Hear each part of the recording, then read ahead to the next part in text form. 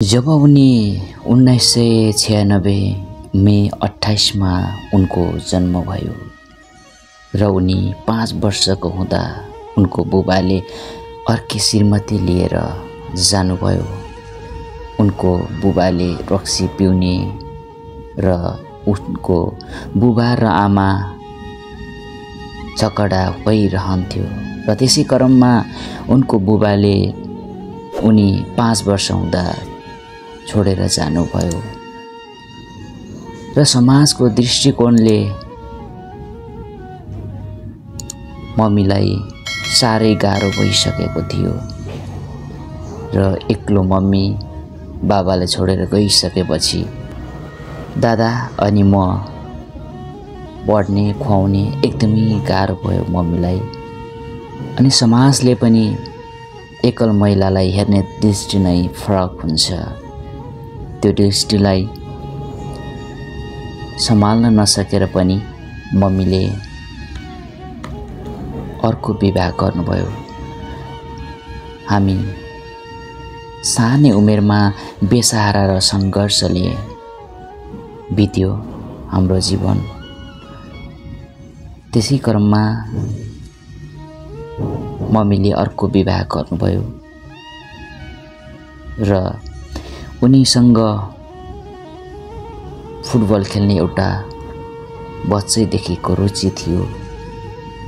उनी फुटबल खेल्न गइरहन्थे र सौभाग्यवश उनको दोस्रो बुबाले उनलाई धेरै माया गर्नुभयो। छोराछोरीप्रति र आफ्नो मम्मीप्रति धेरै माया गर्नुभयो। हुन त जन्म दिने बुबा होइन, तर पनि कर्म दिने बुबाले धेरै माया दिनुभयो र साथ पाएकै कारणले आज यो दिन देख्न परिरहेको छ। उनको रुचि फुटबलमा थियो। न त उनी फुटबल खेल्ने समयमा बुट थियो, न त ड्रेस नै थियो।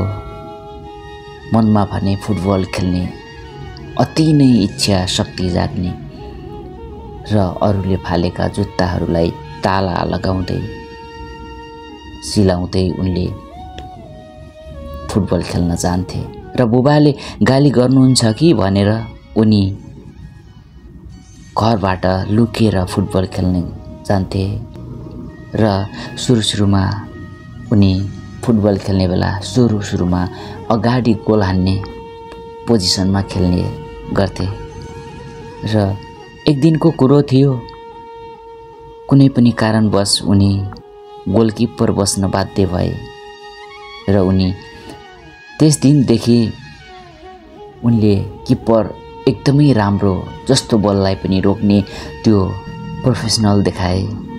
त्यसपछि उनी राम्रो किपरको रूपमा चिनिन थाले।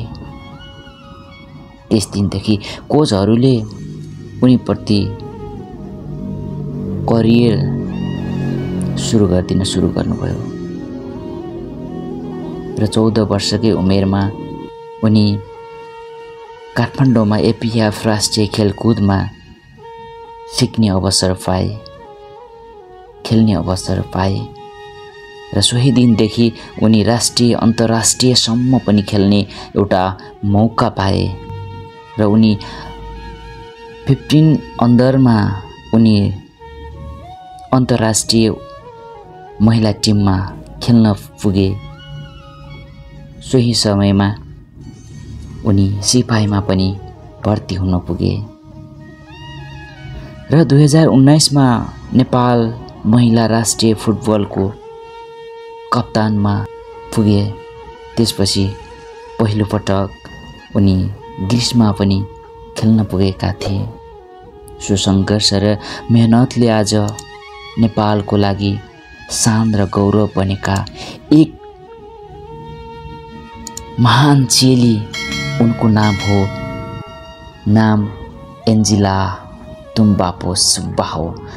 उनी फुटबलको सफलतापछि पछिल्लो समयमा उनले एन्जिला मोबीमा पनि उनले आफ्नो दुःख र सङ्घर्षलाई त्यहाँ स्टोरी बनाएर एउटा मुभी खेलेका छन्। आदरणीय मिलन चाहिको डाइरेक्टरमा उनले त्यो फिल्म प्रस्तुत गरेका छन् र यो फिल्म एकदमै राम्रो र सबैको मनलाई धरधरी रुहाउने खालको यो फिल्म बनेको छ। यो फिल्मले सम्पूर्णको मन जितिसकेको छ र दर्शकको माया अझै बढेको छ। यो जानकारी म गराउन चाहन्छु दर्शकबिन। सायद त्यो फिल्म हेरेर सबैजना इन्स्पायर पनि हुनु भइसकेको छ भन्ने आशा छ दर्शकबिन। किनभने आज मैले स्याड जस्तो यो एन्जिलाको बारेमा केही कुरा जानकारी दिए, केही कुरा म बोलेको छु, किनभने उनको विगतका दुःख लाग्दो स्टोरी छ। सो कारणले गर्दा आज मैले यस्तो आवाजमा तपाईलाई सुनाइरहेको छु। कृपया यो दुःखपछिको यो एन्जिलाको सफलता मिलेको छ दर्शकबिन। अझै पनि एन्जिलालाई बधाई तथा शुभकामना छ। अझै पनि प्रगति र तिम अझै पनि सपनाहरू पुरा होस् यही भन्न चाहन्छु। दर्शकबिन आजको भिडियो तपाईलाई मन परेको छ भने कृपया मेरो च्यानललाई लाइक शेयर सब्स्क्राइब गर्न नबिर्सनु भन्दै आजको यस एन्जिलाको यो स्टोरी तपाईलाई कस्तो लाग्यो कमेन्ट गर्न नछुट्नु भन्दै आजको भिडियोबाट बिदा हुन्छु। हस्त नमस्ते।